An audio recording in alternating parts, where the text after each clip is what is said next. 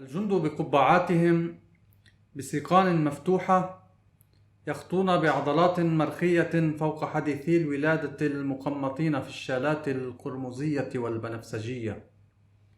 يتدحرج الرضع خارج أذرعة النسوة اللواتي يجلسن القرفصاء فوق الصحائف المدروزة بالرصاص لسيارة GMC. يطرد السائق بقبضة يده الطليقة عنزة مقذوفة في المقصورة عند قبة فركوس. يتجاوز فصيل من فوج المشاة البحرية المنصة. يقفز الجند من شاحناتهم يفترش جنود فوج المشاة البحرية الحصى مسندين رؤوسهم إلى الإطارات المخترقة بالصوان بالأشواك. يعرون القسم الأعلى من جسدهم المظلل بمصدة الوحل. تهدهد النسوة الرضع على أثدائهن حركة الهدهدة تحرك مدعومة بعرق اللهيب العطور المشربة بها خرقهن وشعرهن وجلودهن. زيت، قرنفل، حناء، زبدة، صبغة نيلية، كبريت الأنتيمون.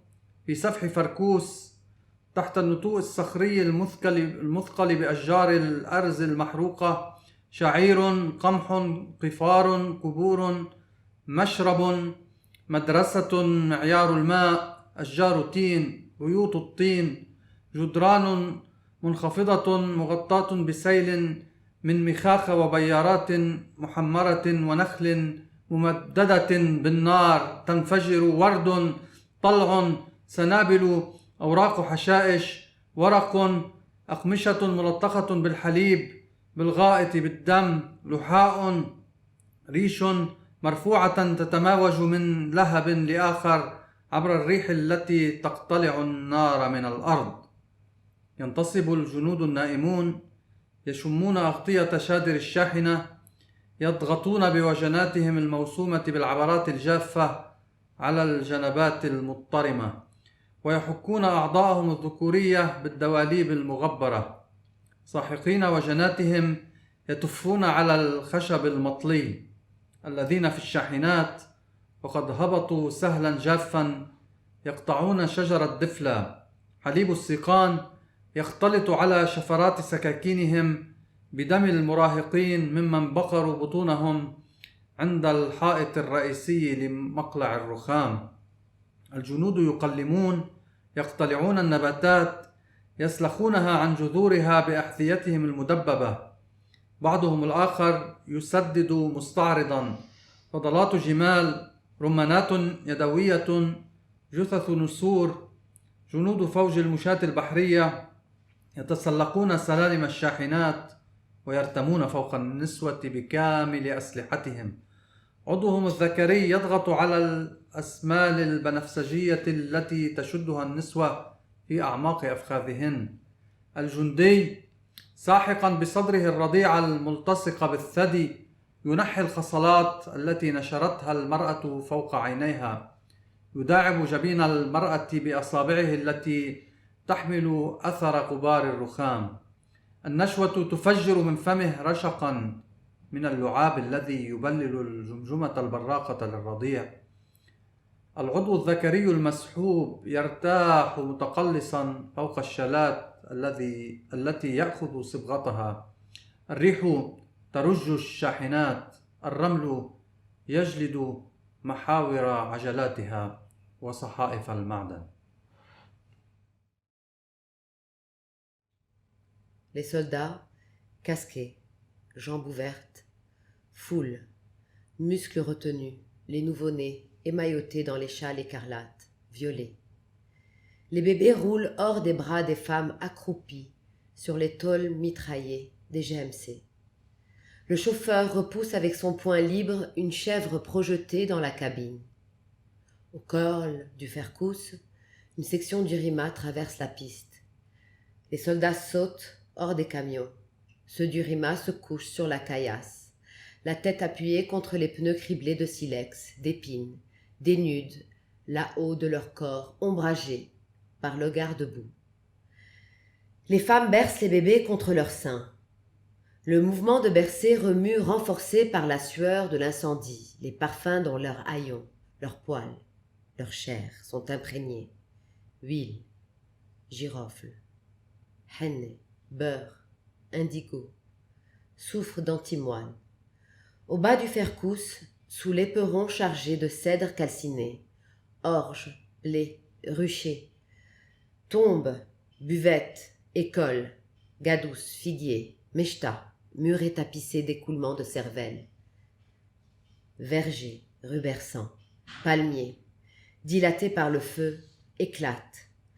Fleurs, pollen, épis, brins, papier, étoffes maculées de lait, de merde, de sang, écorces, plumes, soulevées, ondulent, rejetées de brasier à brasier par le vent qui arrache le feu de terre. Les soldats, assoupis, se redressent, hument les pans de la bâche, appuient leurs joues marquées de pleurs sèches contre les ridelles surchauffées, frottent leur sexe aux pneus empoussiérés, creusant leurs joues, salivent sur le bois peint ceux des camions descendus dans un gain sec, coupent des lauriers roses. Le lait des tiges se mêle sur les lames de leurs couteaux, au sang des adolescents éventrés par eux contre le paroi central de la carrière d'onyx. Les soldats taillent, arrachent les plants, les déracinent avec leurs souliers cloutés. D'autres shootent, déhanchés, extrêmement de chameaux, grenades, charognes, d'aigles. Ceux du RIMA escaladent les marchepieds des camions, se jettent sur les femmes, tout rament leur sexe prétendu épéronnent, les lambeaux violets que les femmes resserrent au creux de leurs cuisses.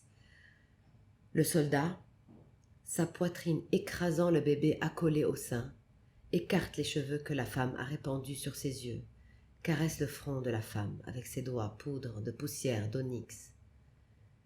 L'orgasme fait jaillir de sa bouche un jet de salive qui mouille le crâne beurre du bébé. Le sexe ressorti repose, en ramoïssant sur les châles dont il prend la teinture. Le vent ébranle les camions, le sable fouette les essieux, les tôles.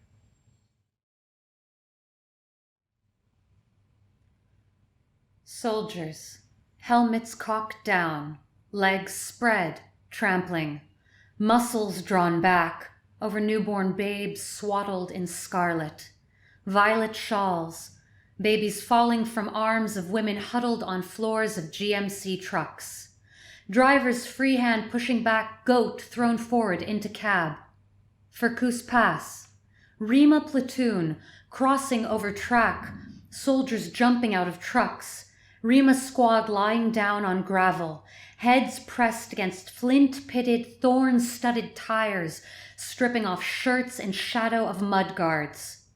Women rocking babies against breasts, rocking movements stirring up scents sharpened with bonfire sweat, impregnating rags, hair, flesh, oil, cloves, henna, butter, indigo, black antimony. In Ferkous Valley below breakwater heaped with charred cedars, barley, wheat, beehives, tombstones, drink stand, school, gadus, fig trees, meshtas, stone walls oozing, spattered with brains, orchards blooming, palm trees swollen in fire, exploding, flowers, pollen, buds, grasses, paper, rags spotted with milk, with shit, with blood, fruit peel, feathers lifted, shaken, tossed from flame to flame in wind, pulling up fire from earth, slumping soldiers straightening up, sniffing tarpaulin flaps, pressing tear-stained cheeks onto burning rails, rubbing members against dusty tires, sucking in cheeks, drooling over painted wood, truck squad, down in dry riverbed, cutting rhododendrons, milk from stalks mixing on knife blades with blood of youth disemboweled in onyx quarry against central vein. Soldiers cutting back, pulling up saplings, digging out roots with studded boots. Others kicking, swinging lopsided camel dung, grenades. Eagle carrion. Rima squad clambering into trucks, falling onto women, guns at sides, hardened members, spurring violet rags, claps between women's thighs. Soldier. Chest crushing baby sucking at breast, parting woman's hair pushed over eyes, stroking forehead with fingers covered in powdered onyx. Orgasm spurting saliva from mouth, drowsing baby's buttered scalp. Retracted member resting, softening on shawls, soaking up dye. Wind shaking trucks, sand whipping against axles, sheet, metal.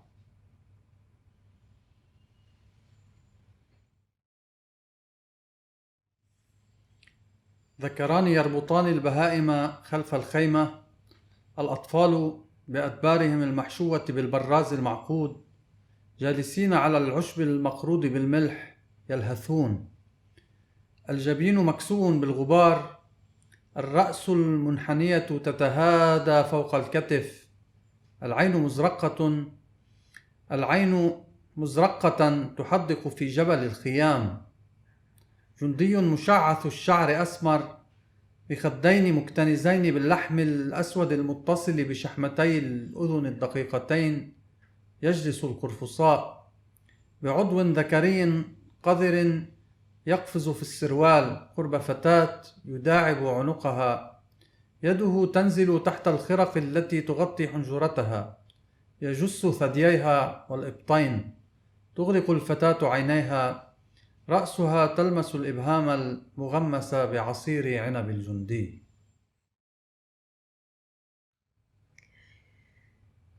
Deux mâles attachent les bêtes derrière les tentes. Les enfants, cul bourré de crottes embouclées, assis sur l'herbe rongée par le sel, halètent le front couvert de poussière. La tête inclinée, atone sur l'épaule, l'œil violacé, scrutant le montage des tentes. Un soldat, bouclé brun, joues bondées de viande noire, attouche les lobes grelés. S'accroupit. Sexe encrassé, tressautant dans le slip auprès d'une fillette. Il lui caresse la nuque, sa main descend sous les haillons qui recouvrent la gorge, palpe les seins, les aisselles. La fillette ferme ses yeux. Sa tête attouche le poignet enduit de jus de raisin du soldat.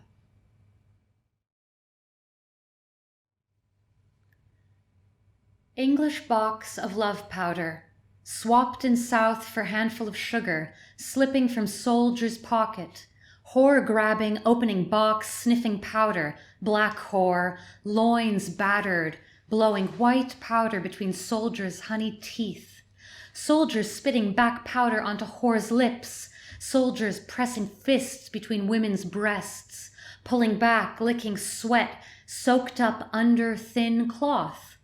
Whores unbuttoning, one by one, soldiers thrown back over thighs, soldiers' members rising at contact of fingers, palms retracting under bracelets, rings, pubic sweat clouding coral, silver, shoulders hunched, khamsi tucking penis between thighs, workers pressed against moist body of boy whore, caressing, slipping fingers under arched fundament, searching for trapped penis, Khamsi, arms raised, crossed behind neck, laughter exploding. Grease-smeared hand groping under buttocks, laughter shaking boy's shoulder, touching cheek tipped sideways. First round for you, darling, come dip into soup you shot up my nose this morning. Kept my meat fresh for you.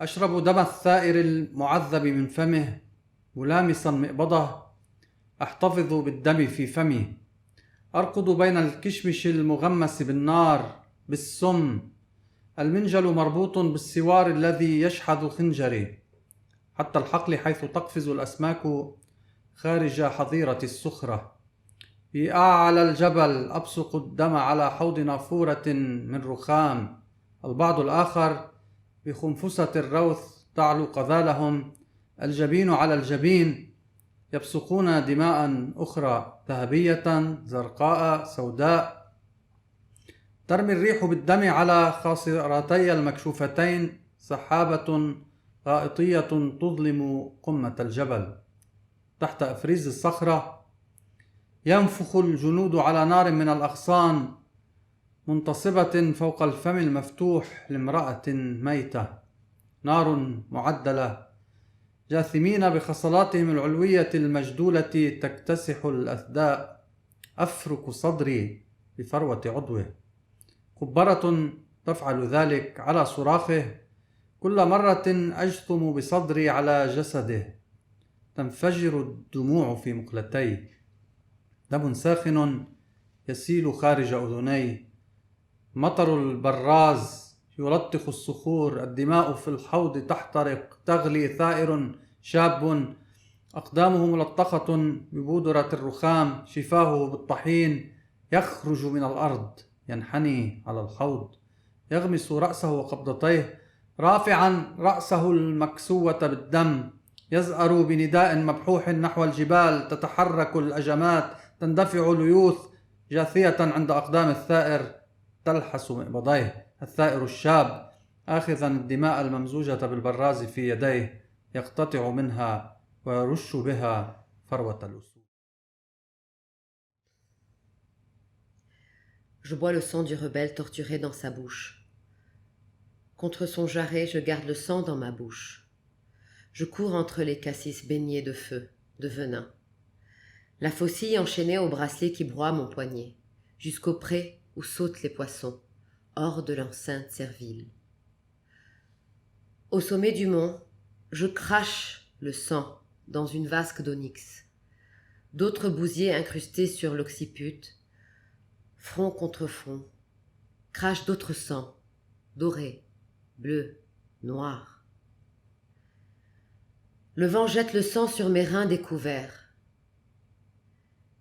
Une nuée extrémentielle obscurcit le sommet du mont.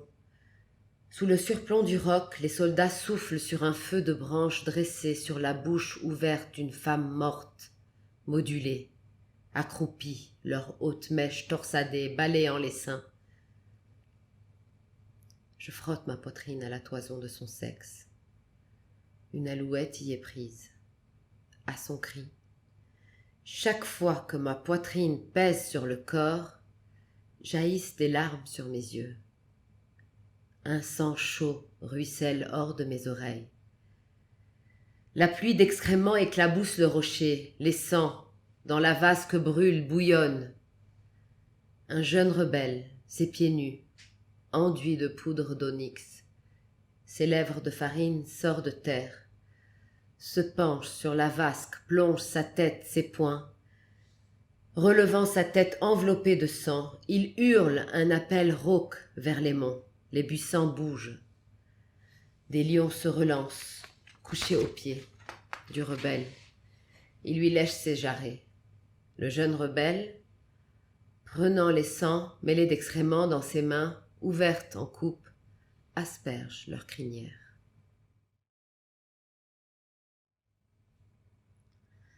Man holding fast to boy. Wazag, Khamsi in turn. taken into bed each evening, eyes closed, central seam of sheet pinched between buttocks, eating sugar, whole body breathing, covered by sheet lifted, wetted in middle by erect member, arms of date picker squeezing Wazag's waist, palpating hollow of belly beneath torso, fresh orgasm. Date picker flopping over rump of whore, hands gripping ribs, rolling skin over bones of thorax, Wazag choking, pulling away from zinc, unhooking date picker's fingers, damp fingers of whore, fingers of date picker entwined, worker's member stiffening, squirting scant droplets, fingers riding up over Wazag's breast into folds of neck, head of whore bent over counter, breath clouding zinc, twisting sweaty skin under chin, planted with sparse curls of blue hair trimmed short. Date picker hand wrapping around Wazag's throat, kissing mouth of whore at corner of lips, licking, sucking up thread of foam smeared over gums, neck throbbing against date picker's palm, Khamsi moaning, nauseated by worker's jism mixed bland with saliva in mouth, wrinkled penis retracting into pubic fleece, date picker's other hand grabbing, squashing Wazag's hardening member against belly, palm hollowing pubis, orgasm, thread of blood-scented jism, streaming without spasm out of glands, shining and crying through whole body of date picker, youth rolling, fastened to whore, over strip of floor along counter, pulling member from between Wazag's buttocks, standing up, bare legs spread, planted on one side, other side of rump of whore sprawling on belly, toes delving into hairs, under armpits,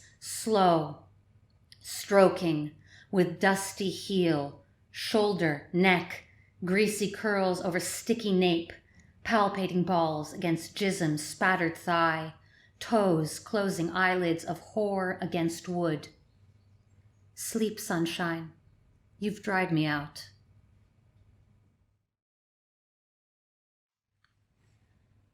يتوقف القطيع عند طرف الهاوية. الضباب المبثوث من الوادي ذي الفيضان يغطي القرية السوداء. الأغنام تصطدم بالرضع العراة المسندين إلى الحواجز، متمرغين في بودرة الفشفش. الأولاد المهيجون بحفيف الصوف ينامون تحت بطون الأغنام متكئين على الأرض، يكورون بطونهم ويحفون بها أثداء البهائم. يجلس الرعاة القرفصاء في قعر أخدود مفتوح على الوادي الجارف، يمررون القبضة تحت مفصل الركبة المنثنية، يستمنون مبدلين وضعيتهم فوق الحصى، حينما توتر العصب والعضلات يحمل الركبة إلى حد الانفجار. غنمة أنثى ترفع عضو طفل مرتكز على صفيحة صدئة لمبولة، مسحوبة إلى هنا ليلة شغب في المدينة العليا من مراهقين مغرورين، تلعق لطخات الغائط الطازج على أرداف الطفل، ترجع لحملها، تلعق أسفل إليته، تستدير، تدس بخطمها بين السيقان الولد الذي يباعد فخذيه ويداعب العيون الباردة للشاة. في الحقول البلدية النسوة يحصدن الشعير والقمح، قبضاتهن وأعضادهن موشومة بالندوب، بالخدوش البنفسجية، لدغات ثعابين، ضربات مناجل، جروح من جريد النخل، ولد مكسو بحلة مقصبة زرقاء يتعلق بثوب أمه التي رافعة رأسها تتلقى في وجهها تماما شعاعا نيئا من اللهب الأحمر المصفى عبر النخل. مبهورة تنحني ثانية على القمح، ترمي بمنجلها على الجانب في حزمة لم ينلها الحصاد. يضرب المنجل البنت المختبئة في الحزمة على طول مسك اللحم، يتشكل خط من الدم يخترق البطن المكور من الورك الأيمن حتى الأربية اليسرى. تتهاوى الفتاة تتهاوى الفتاة فوق القمح النائم، جبينها شفاهها تشحب، المنجل يبقى مغروزا في اللحم. في القرية يتراشق الصبية في الوجه سلاطين حية مسحوبة من مستنقعات الرمل الزهري، تتغوط السلاطين في قبضاتهم، يخوزقها الأولاد منفوخة عند الحواجز الخشبية. تلك التي خوزقوها من الضلع تقع بلحم متساقط على طول الحواجز في الحدائق، حيث الأولاد غافين يتركون أسارى حتى مهبط الليل مع الحملان والعنز. المستيقظ من أولئك الأطفال بملامسة برودة الرمل يعود إلى النوم بسرعة مهدهدا بأجراس الحملان. عنز يعب الماء الفاتر المالح للقنوات تحت بساط الشعير. الرعاة المرتعدون ينتصبون، أسبالهم التي تمسحت بالقذارة تلتصق بأفخاذهم. اللطخات تلمع فوق الحصى السوداء. الرعيان يعتنون بأغنامهم الأثيرة. عند موضع الصوف يمسحون مربط الأفخاذ، طرف الإلية المغطى بالعرق في حركة التذبذب. عند ملمس الصوف المنعش القضيب مرتخيا متصلبا ينعقد ليلكيا في الصوف المتسخ. النسوة مجتمعات حول الفتاة المجروحة يستدرن برؤوسهن.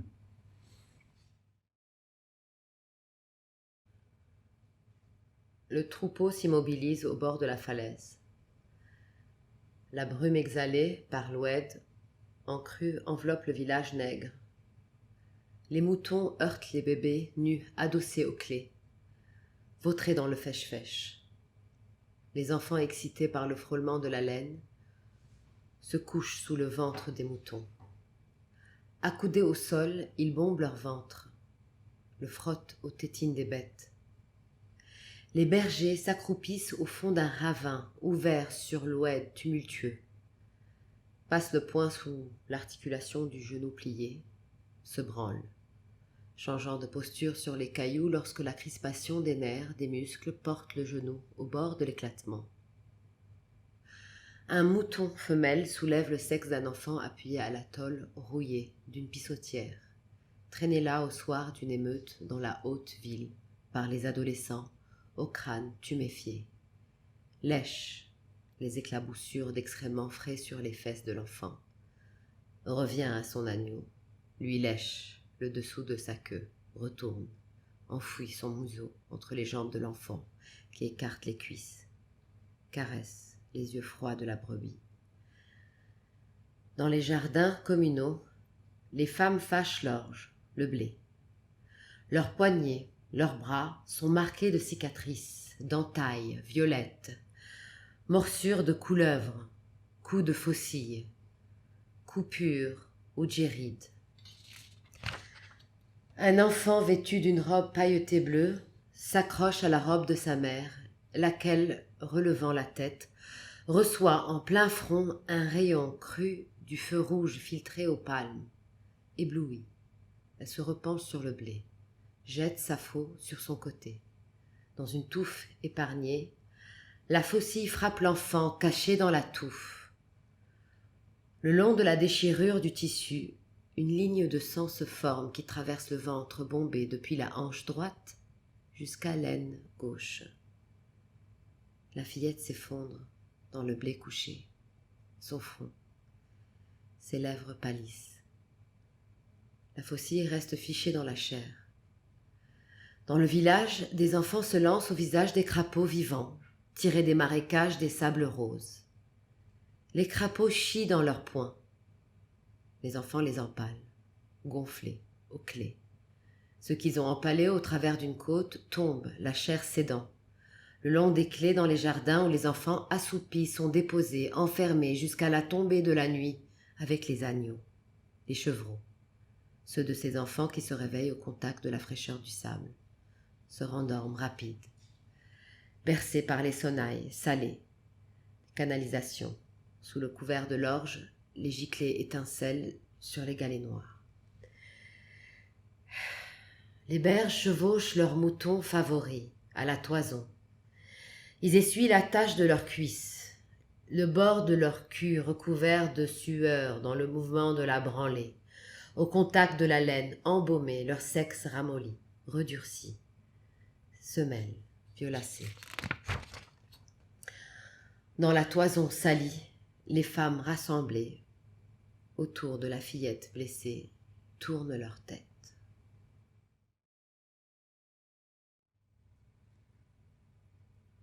Woman pouring boiling water into teapot filled with tea, pepper, cloves, sugar, placing pot onto embers, boy's mouth rubbing tepid over her nostrils, monkey hooking hands over boy's shoulders, sliding down, covering smooth croup with whole front of tensile furry body.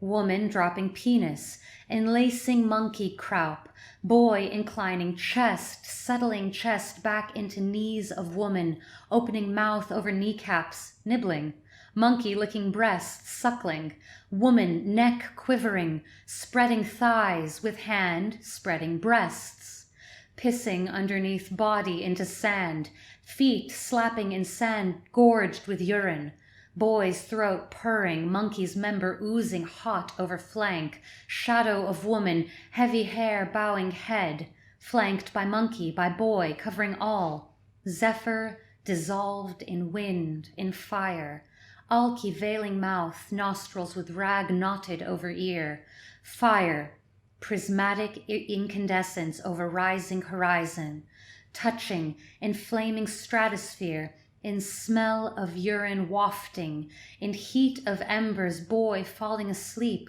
head settled, saliva frothing at lips, on knees of woman, his head picked clean by nail of ladder, her throat rosy, pushing monkey's mouth away from breast, pouring tea, drinking, monkey resting mouth on heated throat, alky's mouth throbbing beneath rag, woman lifting teapot, pouring 3 drops onto sand.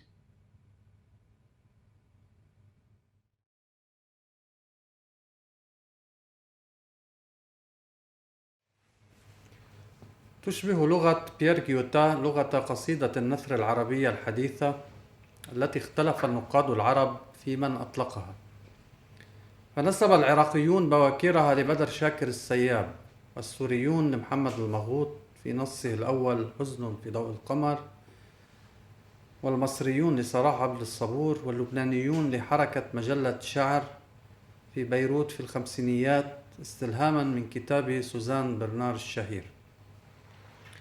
أثناء ترجمتي لمقاطع من أدن أخذت بانسيابية النص الذي يستعمل الأدوات الشعرية وإن كان ليس بنص شعري، وموسيقاه الداخلية التي على الرغم أحيانا من قساوة الكلمات فإنه يحتفظ بهذه الانسيابية ولا يغادرها. وأخذنا مثلا هذا النص: